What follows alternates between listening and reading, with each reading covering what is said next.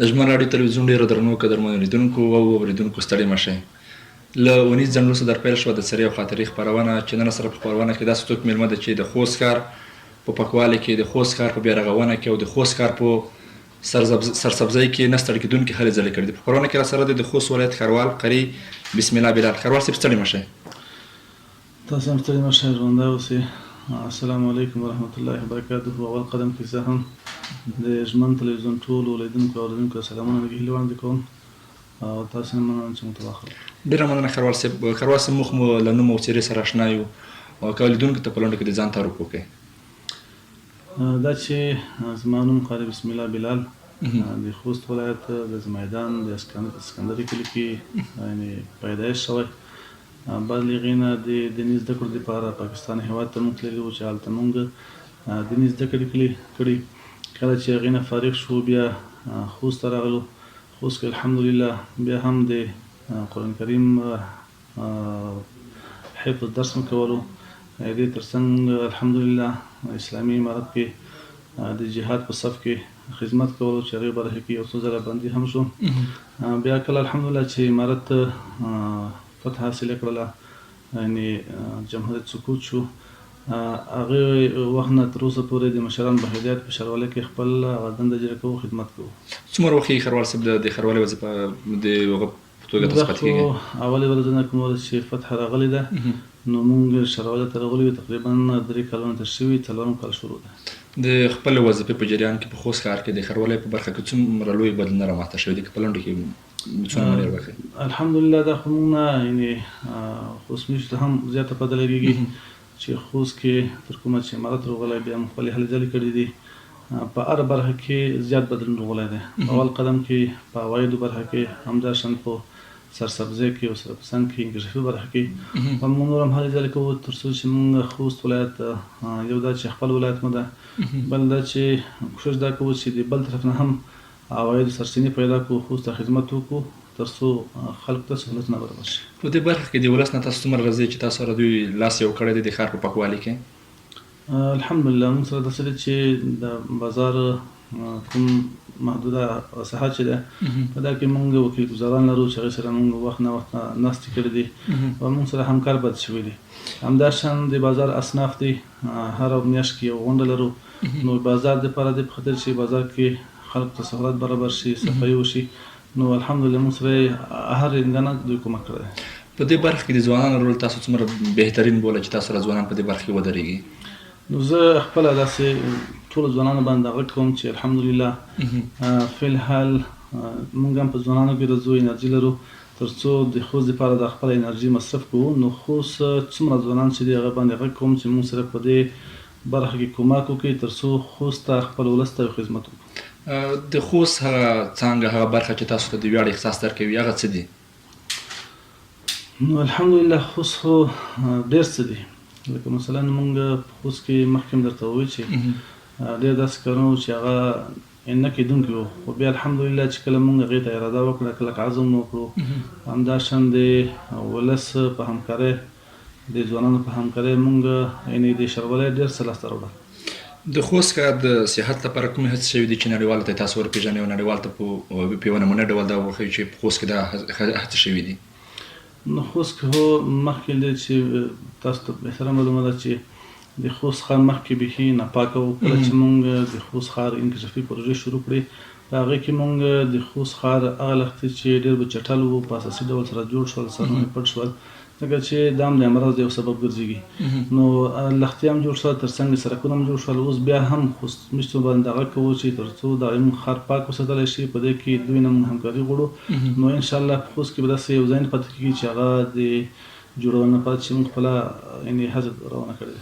ښاروال صاحب ډېر وخت کېږي چې تاسو د ښاروال په صفت وظیفه ترسره کوئ. کومه یوه داسې هیله لرئ چې تاسو یې په زړه کې لرئ چې د خوست لپاره یې ترسره کړئ؟ نو هیلې خو ډېره دي. اوله هیله دغه ده چې موږ خوست دپاره کار وکړو، خوست آباد کړو، خوست یو سرسبزه ولایت جوړ کړو، خوست نه یو داسې ولایت جوړ کړو چې د نورو ولایتو یا د نورو هېوادونو نه یعنې سیلانیانو ته راځي، یعنې چکر ته ورته راځي.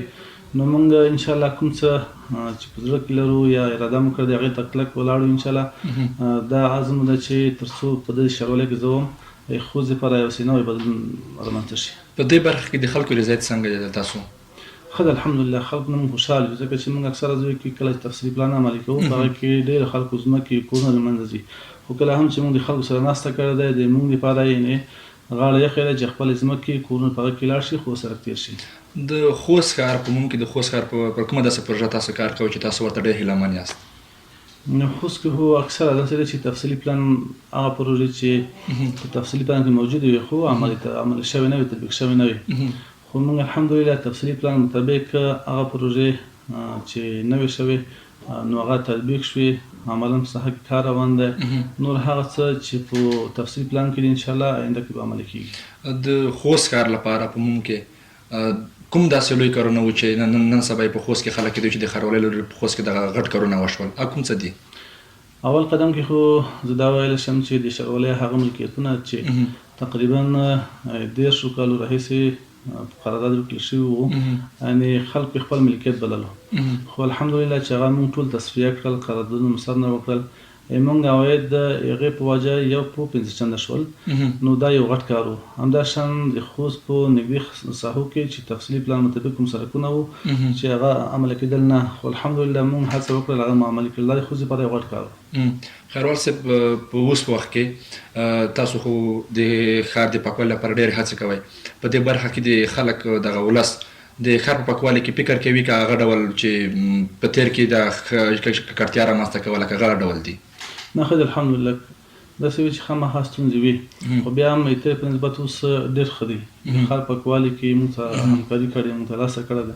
هر وخت چې موږ بازار اصناف سره ناسته کړې ده، موږ سره کلکه وعده کړې، په خپلې وعدې بیا دې عمل کړی دی. ځکه تاسو په ښار کې په بېلابېلو ځایونو کې کثافهدانۍ ایښي دي چې هلته دوی کوم خوراک بل څه چې هلته واچوي، دوی هلته دې شیان ته رسیدګي کوي چې هلته واچوي.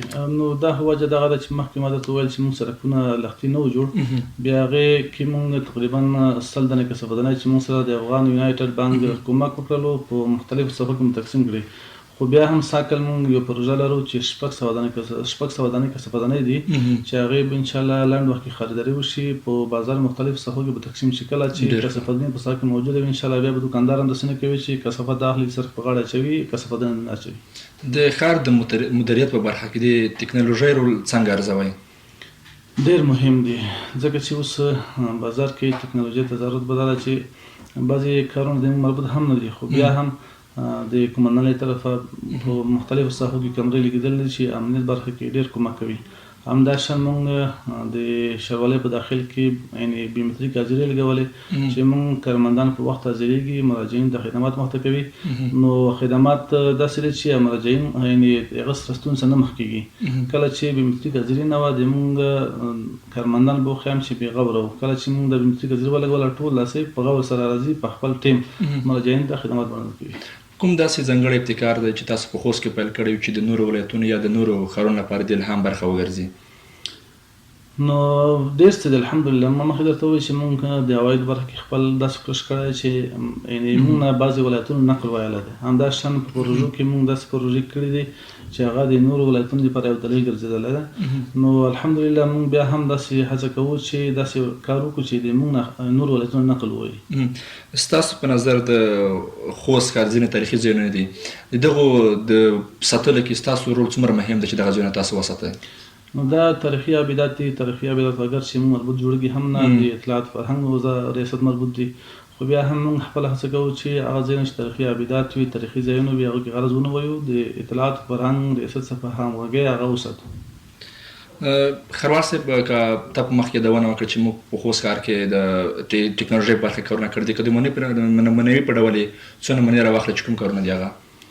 اول قدم کې بیومتریک حاضري ده چې موږ لګولې، دا په نورو په ټول ولایت کې نورو ادارو په ریاستو کې نشته.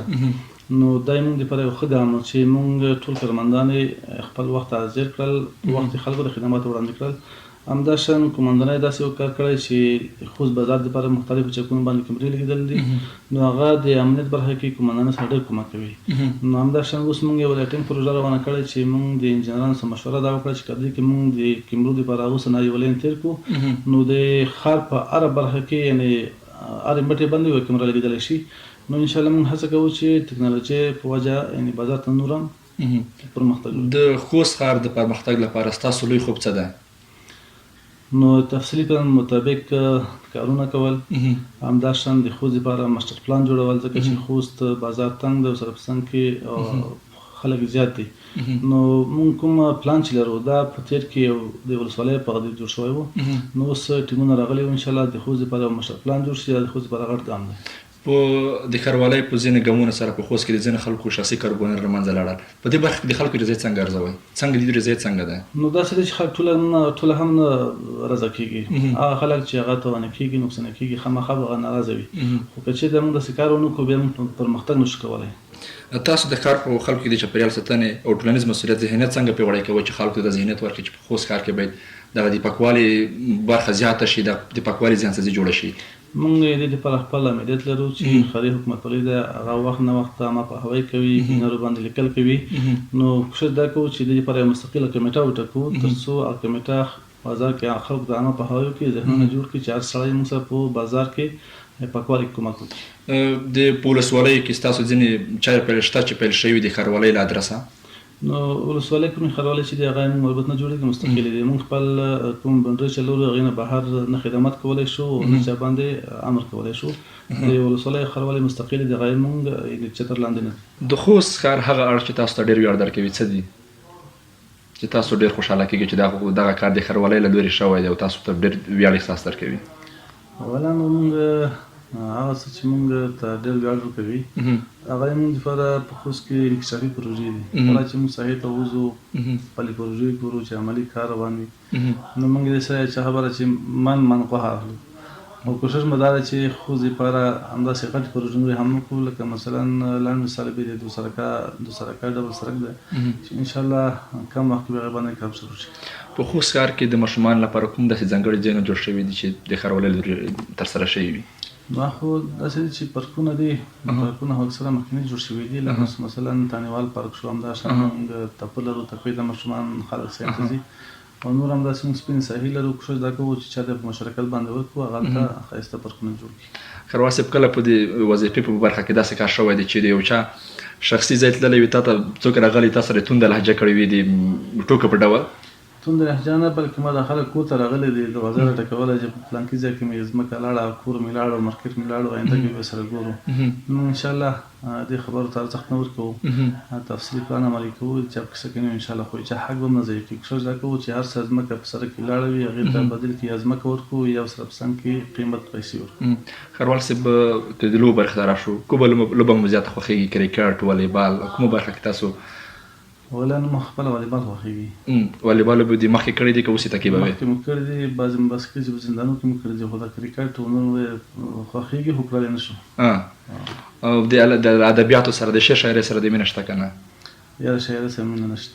نه. او خوند نه درکوي که د شاعرانو؟ خوند راکوي خو خپله نشو کولی. ښاروال صاحب ستاسو په مشرۍ ښار کې په خوست ښار کې کوم داسې غټ کار شوی دی چې د خلکو په ژوند کې لوی بدلون راوستی وي؟ نو په ټوله کې غټ کار چې ده ما په فکر سره د 8 کیلومتره سړک د سید اکبر په تر خوست یعنې کباړ سرای پورې چې دا د خلکو کورونه ړنګول، اغېزې کې تطبیق کول، دا یو غټ کار. په خوست ښار کې نور داسې کومې لویې پروژې پیل شوي دي چې په تکمیلېدو وي؟ نو انشاءالله ناکامراد چرای سره کومه پروژه چې ده دا غټه پروژه ده چې انشاءالله ناکامراد چرای نه شروع د باران بېله منزل سره به وصل شي کم وخت کې. همداشان د دوه تختبي په منځ کې 10 متره پروژه شروع ده چې هغه په کم وخت کې انشاءالله د ګوربت سره وصل شي.